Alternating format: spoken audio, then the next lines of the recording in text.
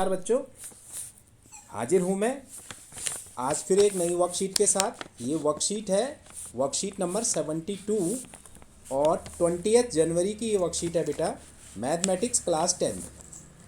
इसमें हम पढ़ेंगे कन्वर्जन ऑफ सॉलिड्स, मतलब कोई एक सिलेंडर सॉलिड हो उसको कॉन में बदलना, चाहे क्यूबॉइड में बदलना, चाहे स्फीयर में बदलना।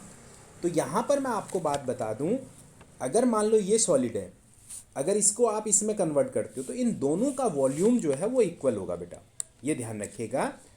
चाहे कॉन को स्फीयर में बदलो, चाहे सिलेंडर को क्यूबॉइड में बदलो, तो ऐसे सिचुएशन में वॉल्यूम क्या होगा, बराबर होगा। चलिए बिना देरी करे स्टार्ट करते हैं।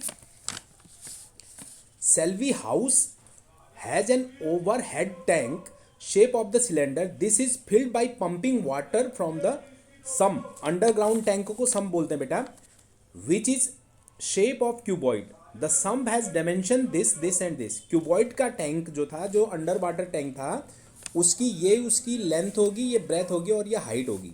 देखो यहाँ पर एक चीज़ ध्यान रखना है आपको, दो चीज़ें आपको मीटर में दे रखी है, एक सेंटीमीटर में। या तो तीनों सेंटीमीटर में बदलिए या फिर उसको मीटर में कन्वर्ट करिए।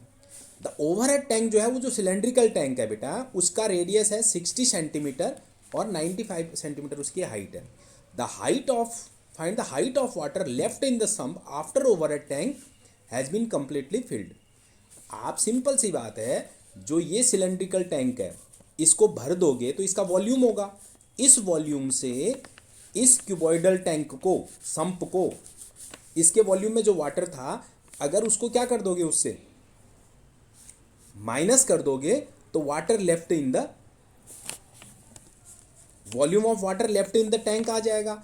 अगर आपको उसको ये देखना है कि क्या हाइट होगी उसकी, तो आप इसी की हाइट को h मानकर फिर आप उसको निकाल सकते हैं। ठीक है, तो देखिए अब इसने कर रखा है ये, फिर उसके बाद लिख रखा है find the height of the water. Okay, ये हो गया। And filled up with the water from the sump and had been full. Okay, compare the capacity of tank. दोनों की वॉल्यूम को भी, कैपेसिटी मतलब वॉल्यूम को भी चेक करना है आपको। तो देखिए मैं फिर बता दूं, मैंने आपको कहा था ये एक मीटर सेंटीमीटर में था और ये दोनों क्या है, मीटर में। तो हमें आपको इस सेंटीमीटर वाले को 100 से डिवाइड करके 0.95 मीटर करना पड़ेगा। तो इसका वॉल्यूम क्या होता है, सम्प का वॉल्यूम क्या होगा, LBH यानी ये, और सिलेंडर का वॉल्यूम क्या होगा, πr²h, यानी ये वैल्यूज आपको रख दी जो उसकी दे रखी थी, समझिएगा। तो अब इसके बाद क्या लिखा हुआ है, मैंने आपको कहा ना, दोनों वॉल्यूम को माइनस कर दोगे।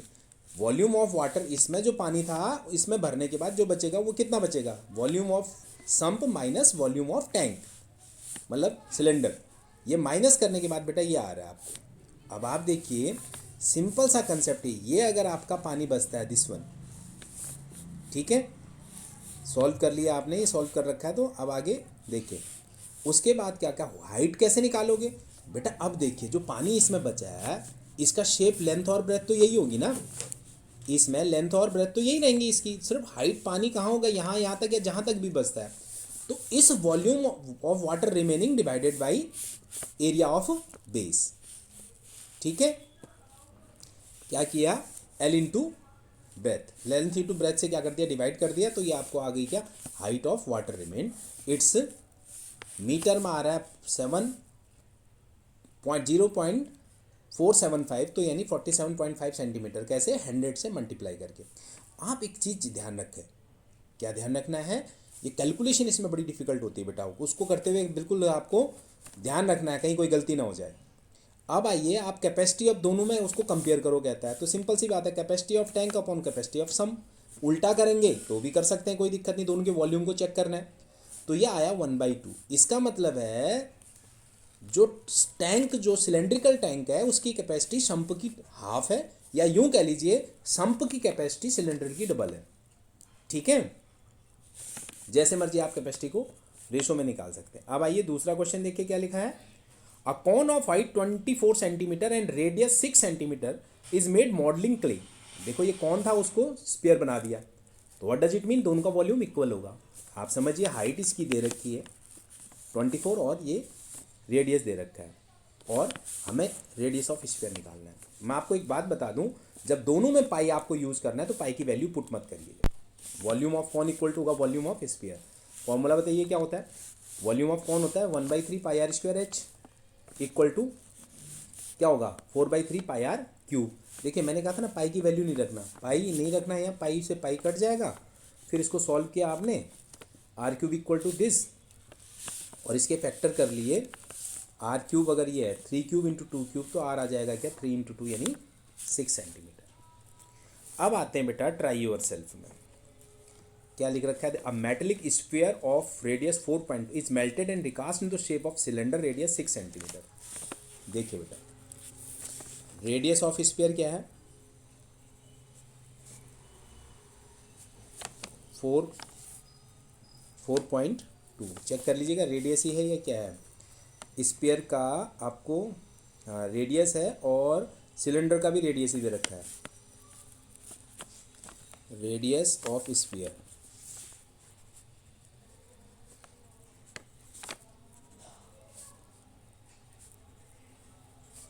इक्वल टू 4.2, ठीक है, सेंटीमीटर कह लीजिए।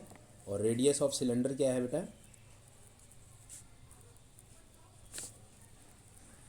6 सेंटीमीटर।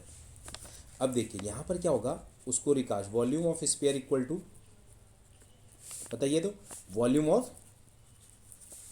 सिलेंडर, ठीक है। अब तो देखिए फिर 4/3 πr³, ये सिलेंडर का स्फीयर का वॉल्यूम होता है πr²h। यहाँ वैल्यू रखने से पहले पाई और पाई कट गए बेटा। अब इसकी वैल्यू देखिए क्या 4/3 into 4.2 into 4.2 into 4.2 equal to यहाँ आर क्या है बेटा 6 इंटू 6 इंटू एच। अब आपको हाइट ही निकालनी है इसकी। अब क्या करिए, ये 6 और 6 को डिवाइड में लाइए, पहले तो इसको कर दीजिए 1.4। अब देखो क्या होने वाला आगे 4 into 1.4 into 4.2 into 4.2 upon 6 into 6 ये आ जाएगा बेटा इधर, that is equal to H. तो आप देखिए 4 से 2 2 जा 4, 2 3 जा 6, फिर इस 2 से इससे भी काट दीजिए 3। तो अब इस 3 से आपको 4.2 काटेंगे तो ये आएगा 1.4, फिर इसको काटेंगे दूसरे 3 से तो ये आएगा 1.4। तो एच आपका क्या आ गया बेटा, तो एच क्या निकल रहा है आप देखिए, H equal to 1.4 into 1.4 into 1.4 centimetre. तो इसको सॉल्व करेंगे आप 3 बार मल्टीप्लाई करेंगे तो ये आता है बेटे आपका 1.96 इंटू 1.4 कर देंगे 2.744 क्या सेंटीमीटर, ये हाइट आ जाएगी उसकी 2.744, 4 है ये लास्ट में, ये सेंटीमीटर इसकी हाइट निकल गई, किसकी सिलेंडर की, हाइट ऑफ सिलेंडर। अब आइए दूसरा क्वेश्चन देखिए बेटा, उसमें क्या कहा है इसने, a farmer connect a pipe of internal diameter 20 centimetre, ध्यान दीजिएगा, into from a canal into cylindrical tank in her field which is 10 metre diameter and 2 metre deep. देखिए यहाँ वर्ड देखिएगा पहले, ये 10 मीटर डायमीटर है, ये 2 मीटर डीप है, ये दोनों मीटर में, जबकि इसका डायमीटर क्या है, इसका डायमीटर क्या है बेटा, इट्स इन सेंटीमीटर। तो देखिए ये दोनों मीटर में, ये सेंटीमीटर में, और फिर लिख रखा है if water flows through the pipe at the rate of 3 kilometre पर आवर। अब ये किलोमीटर पर आवर में दे दिया, तो ये भी सबको मीटर में बदल देते हैं, ठीक है। सबसे पहले डायमीटर ऑफ पाइप, देखिए बेटा डायमीटर ऑफ पाइप है 20 सेंटीमीटर, बोले तो 0.2 मीटर, और रेडियस क्या हो जाएगा बेटा इसका 0.1 मीटर हो जाएगा। ये तो है आपका पाइप के लिए, ठीक है पाइप। और टैंक का देखिए, टैंक का डायमीटर क्या है, टैंक का डायमीटर बेटा 10 मीटर, डायमीटर ऑफ टैंक जो कहाँ पर है फील्ड में, उसको लिखा हुआ है 10 मीटर है, देखिए 10 मीटर, तो रेडियस हो जाएगा क्या 5 मीटर, और उसकी हाइट जो है वो 2 मीटर डीप बोला है इसने। अब क्या करना है, water flow through a tank, पहले वॉल्यूम ऑफ टैंक निकाल लेते हैं,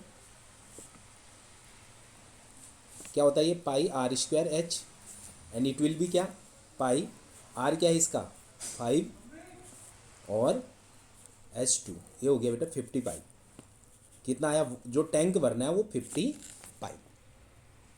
अब जो उसने लिख रखा है वो कहता है वाटर की स्पीड क्या है बेटा, वाटर वॉल्यूम ऑफ वाटर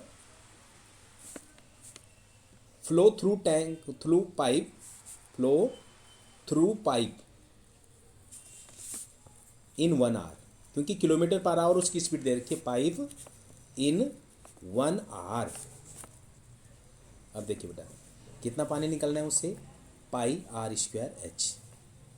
मैं आपको बता दूं जो जो स्पीड है ना 1 घंटे में, डायमीटर आपका दे रखा है इसको, पाई इंटू 0.1, 0.1 लिखेंगे स्क्वायर इंटू 3 किलोमीटर को कितने मीटर लिख देंगे बेटा, 3000 मीटर हो जाएगा उसका। ये कितना आ रहा है आपका, देखिए ये 0.1 को 2 डेसिमल खत्म हो जाएंगे, इधर 30 पाई आ जाएगा। ये 30 पाई 1 आवर में क्या होगा बेटा, 35 मीटर क्यूब।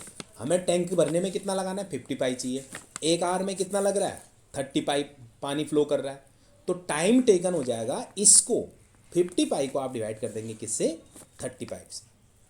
तो इसका मतलब अब क्या है, द नेक्स्ट स्टेप आप समझ गए।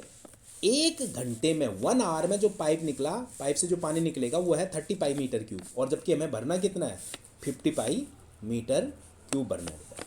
तो therefore time taken to fill the tank, time taken to fill the tank, तो ये कितना बनने वाला है बेटे, दिस इज 50 पाई, ये टैंक का वॉल्यूम आप अपॉन 30 पाई, पाई से पाई आपका कट गया, 5/3 आवर्स। अगर आप इनको आवर्स में नहीं लिखना चाहें तो इसको 60 से मल्टीप्लाई कर दोगे तो ये आ जाएंगे क्या, 100 मिनट्स। आप या ये आपका आंसर होगा टाइम टेकन। ये बड़ा इंपॉर्टेंट क्वेश्चन है, 100 मिनट्स आपको फिल करने में लगेंगे।